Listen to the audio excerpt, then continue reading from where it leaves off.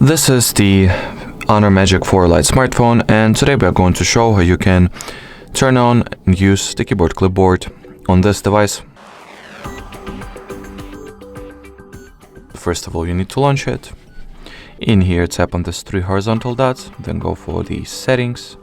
At the settings, enter the rich input category, then clipboard, and in here, turn this remember copied items toggle on. So, we have successfully activated the clipboard. In order to use it, you gotta simply copy something, so I'll do just that. And once I get back to the clipboard, which you can, by the way, open by tapping on this clipboard icon over here, or if it is not present at this quick access icons, just expand the menu, and you will definitely be able to find it over here. So once at the clipboard, as you can see, I've copied this nonsense and it has been successfully added as the clipboard most recent element. From here I can use any of the element I have over here and it will be pasted into whatever typing bar or typing space I've launched the keyboard from. If you would like to remove any of the elements you have at your clipboard, you gotta simply, let me get back real quick, just hold on.